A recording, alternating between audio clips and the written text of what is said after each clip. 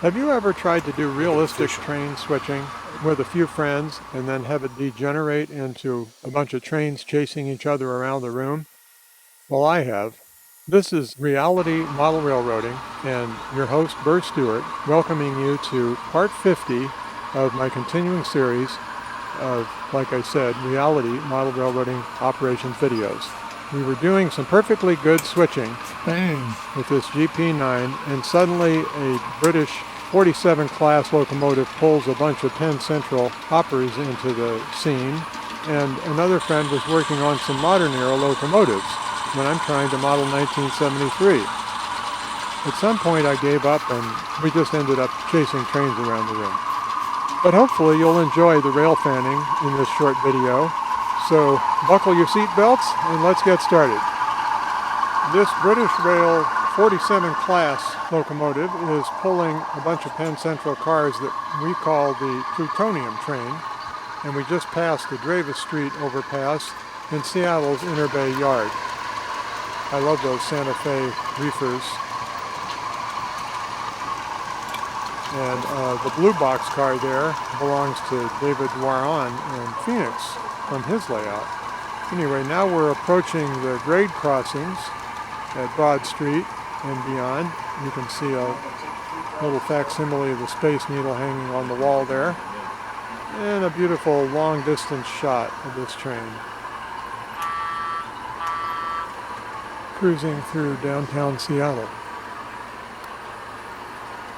The Deltic locomotive is a recent Bachmann release that's weathered per the prototype at the factory, and they did an absolutely wonderful weathering job on it.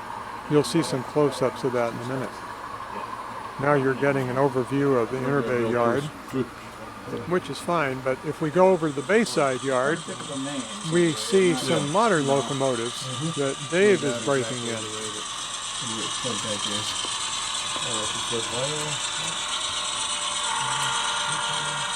Very nice horn. It's not the right era for this 1973 layout, but what are you going to do?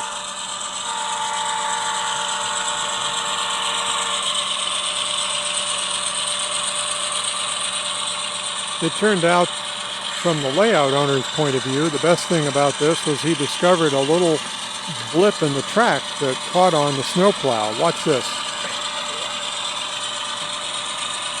Ouch. As you can guess, we fixed that right away. A few minutes later, our Deltec 47 class locomotive showed up with its Plutonium Train.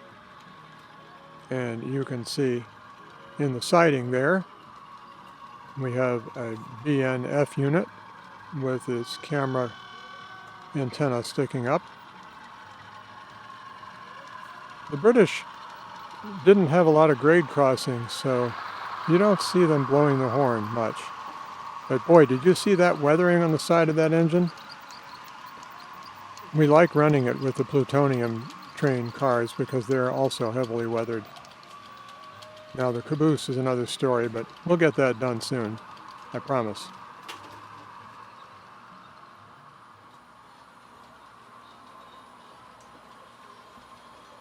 Now the same train is working its way south along the shore line of Puget Sound, passing through Mukilteo, and heading towards us in the direction of, oh, that horn, Carkeek Park and Golden Gardens Park. You may not have noticed this, but this video is being taken partly with a loaner Sony video cam, which is much better than anything I've been using in the past for zooming and stability. Oh, there's that weathering job again, not to mention the horn. But you can see a real improvement in the video quality from my normal cell phone videos. I'm very impressed.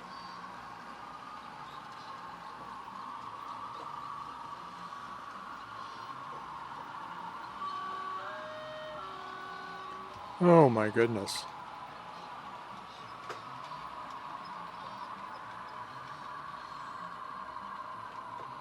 That's the Emerson Street overpass there, and the Time oil tanks that are on the north end of the Interbay Yard.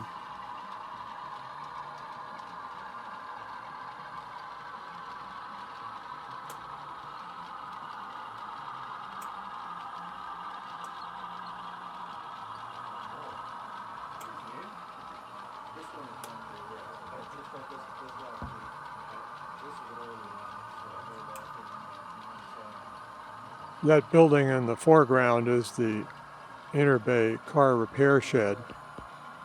It's quite a facility, and I'm trying to model it as close as I can. The only problem is it's blocking the view for these kinds of shots. Well, you can see here that we're still trying to maintain the fiction that we can do some prototypical switching while all this craziness is going on around us. You can see that the fancy video camera saw that huge black arm and adjusted incorrectly the exposure. There we go. That's a little better.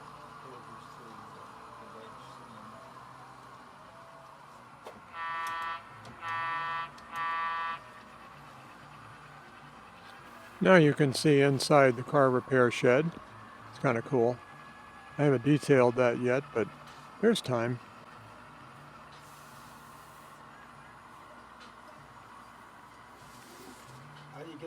Well, now you're going to see a trick that I've never seen done, but Scott did it. He stuck the uncoupling pick in the uncoupler and left it there while he pulled these two hoppers away from a flat car. Then, once he was clear that it was uncoupled, he pulled the pick away. How about that? I'll have to try that sometime.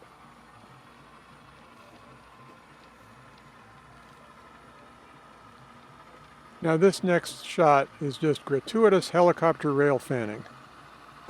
Who doesn't love a GP9 in action?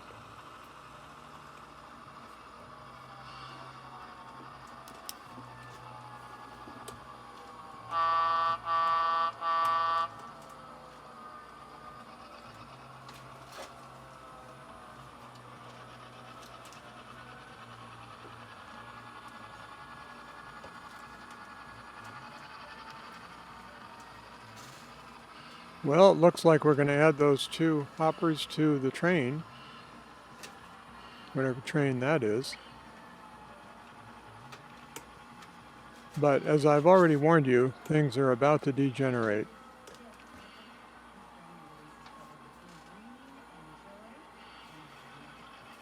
Oh, he was just pulling a log flat off that cut. I was wrong. A little editing magic puts us on the other track in no time.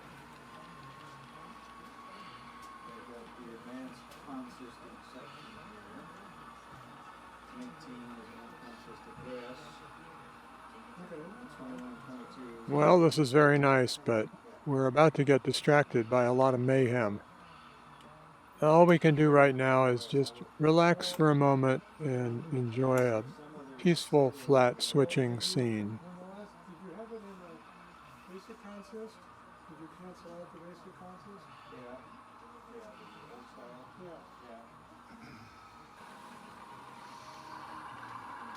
Well, you can hear that 47 class Deltec approaching for its second time through.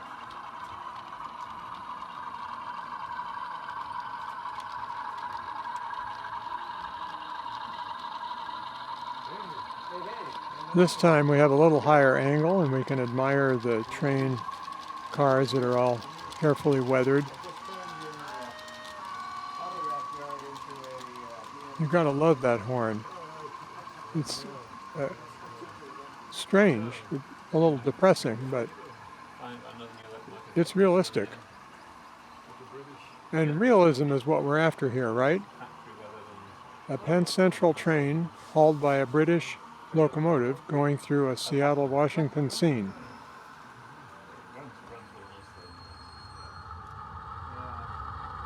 Now we've got a few moments to enjoy this marvelous factory-applied weathering job.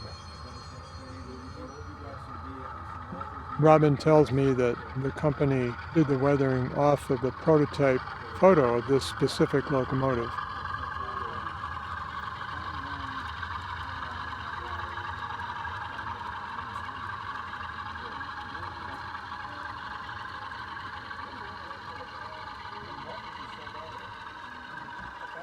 We're passing through Stacy Street Yard here, and I did the weathering on that red boxcar myself with some alcohol wash.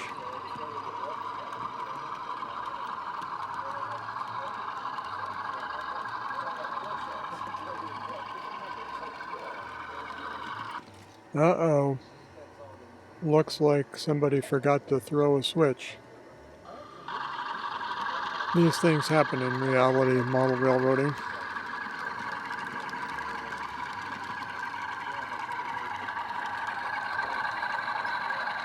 I'm showing you the fan there because those fans actually turn on and rotate in certain conditions, but I wasn't able to film that specific condition here.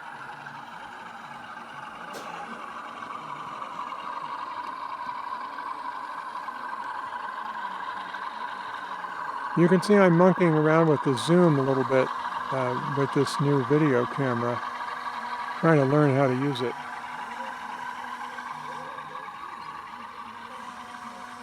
These trailer on flat cars to the right are my model of the Seattle Intermodal facility in the early 70s, and that was where the Pacific Zip train terminated. And we'll be covering that in the next video on this channel.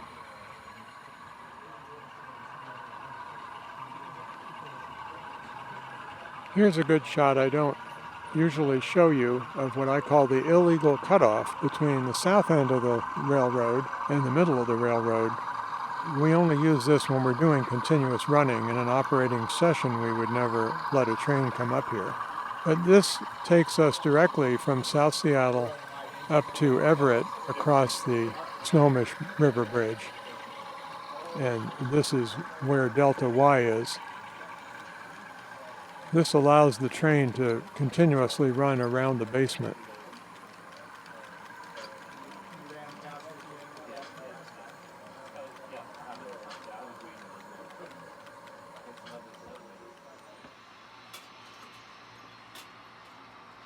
Now we have a passenger train. This is a model of the International, which ran from Seattle to Vancouver, British Columbia and back, and was pulled by E-units in the early 70s, although today we seem to have an SDP-45 pulling it.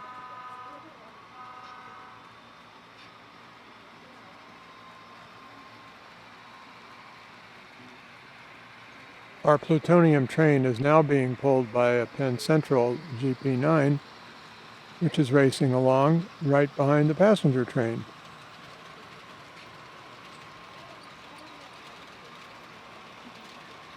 I think I've mentioned before that Kirk Reddy weathered most of these cars one day when he came over. He's a well-known N-scale modeler, but this is a testament to the fact that many model railroading skills work in any scale. On the lower level there, you can see I'm getting ready to do some track laying for the West Seattle Yard and the steel mill.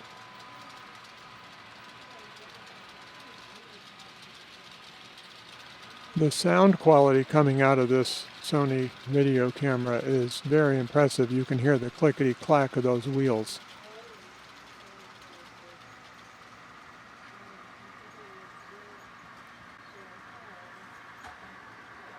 And now we have a mixed freight coming out of Everett and heading towards Seattle. If we want to analyze the head end of this train, the first unit is an F9 from Athern that I have a camera in. The second is the Alco C425 that Brian Elchel recently remotored. And the third one is Athern Genesis Northern Pacific GP9 that Tim Taylor renumbered for me for the BN era that we're modeling. These freight cars are very typical of the 1973 era. The silver tanks, for example, came out of the Department of Defense fueling facility in Mukilteo, which is at the far end of the picture there, and they took the jet fuel to the local Air Force bases in McCord and Fairchild.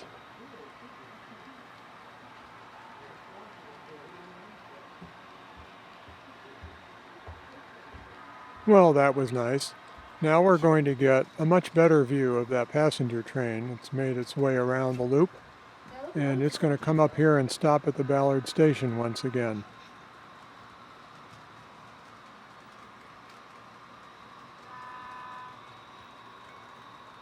This train is being driven by my 10-year-old friend who absolutely loves blowing the horn just as much as I do.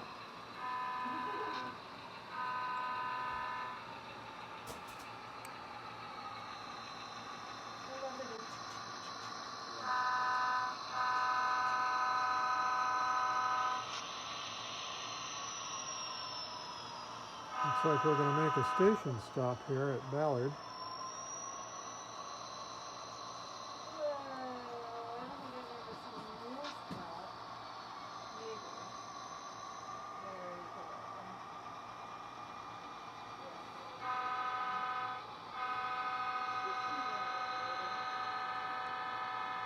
It looks to me like I need to build some passenger ramps from the inner track there across to the station.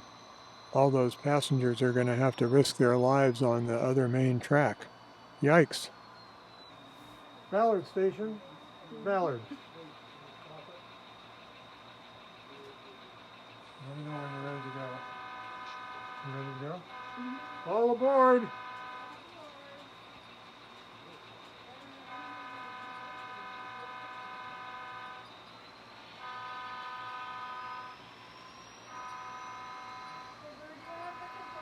I'm just glad I'm riding in the rear car of this train, so I don't have to hear that horn all the time.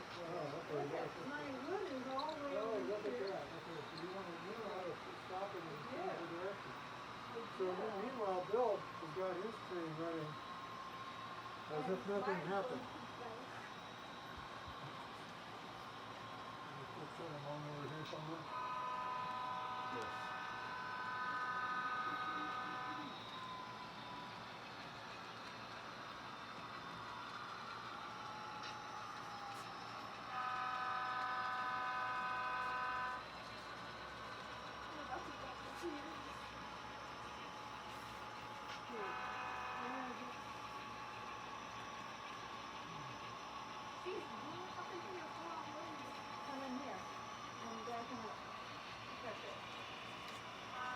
I love hearing the sound of that SDP-45 spooling down.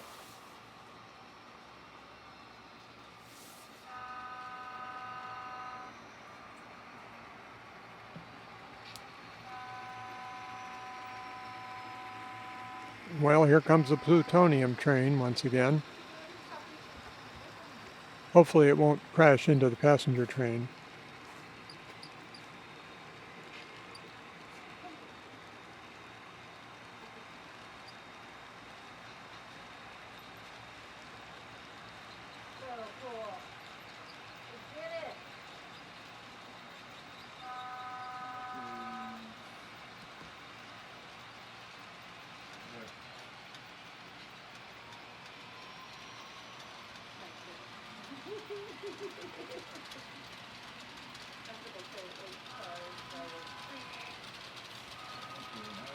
There's that clickety-clack again.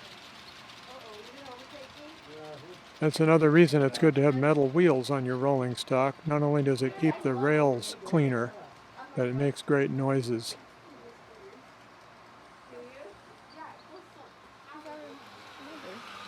It had too many derailments. And I took it off. And that's what you call a high-speed passenger service. Well, this is a good test of our track work.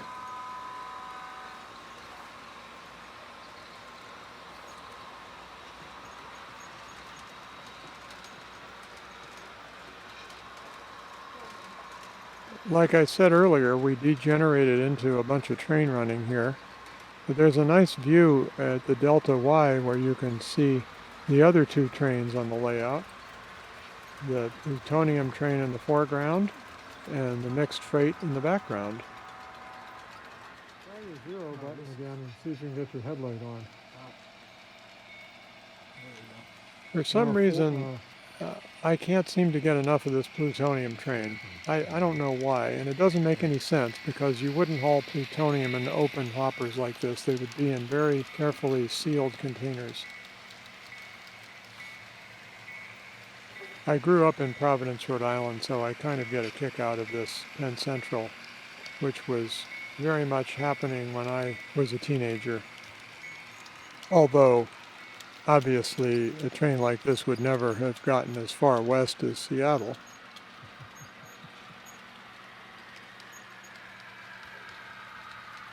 Well, and right on our tail, here's the mixed freight.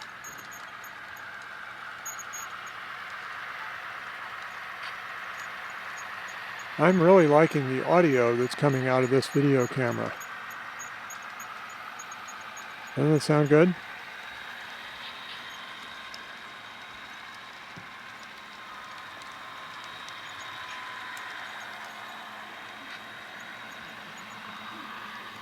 However, pulling an empty log car right after the locomotive at the head of the train is totally against the rules. And later in this operating session, if you want to call it that, we had a derailment because of that, so I removed it.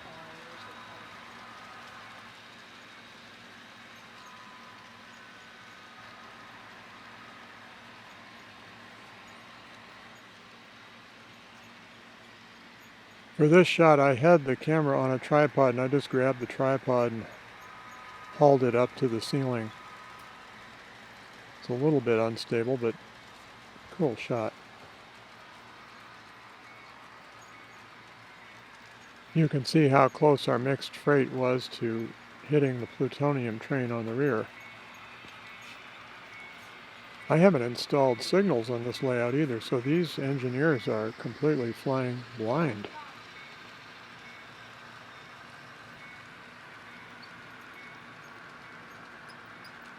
Although the F unit does have a camera in it, I don't think the engineer was looking at the TV screen that the camera view is broadcasting on.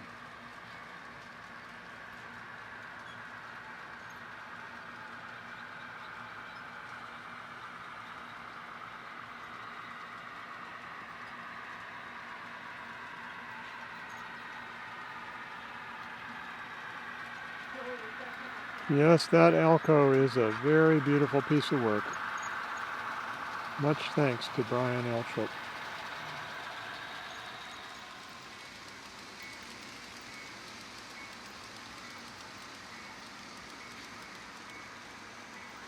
Well, the last time we saw this scene, there was a different locomotive pulling the plutonium train.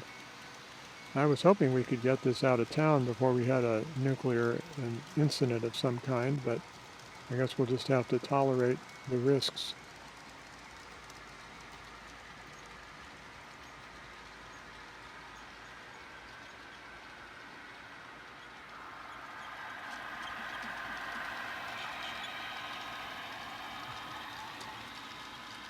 I think it's generally good practice to have the main line in a big yard away from the aisle so that the switching action can be more accessible to the operators. It's a little hard to see the train sometimes when it's barreling by on the main line, but of course the whole point of the yard is to build the trains up and break them down, so you want that action closer to the aisle.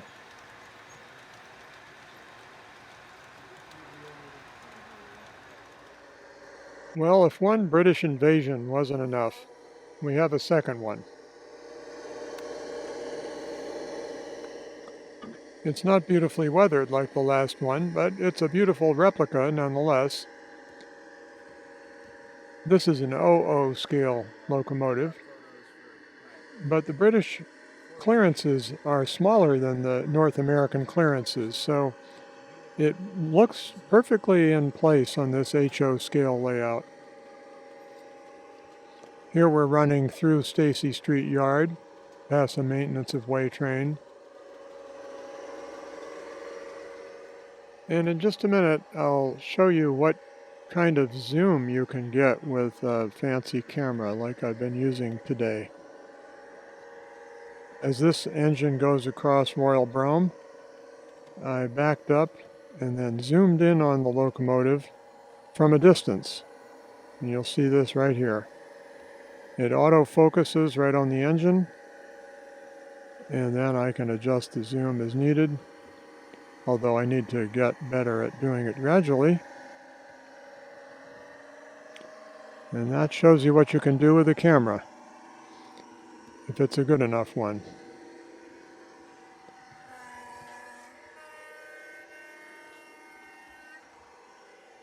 So with that, this is Burr Stewart, hoping you'll come back to see our next video, which will be on the Pacific Zip intermodal train that the BN ran in the early 70s. Wishing you much fun with trains.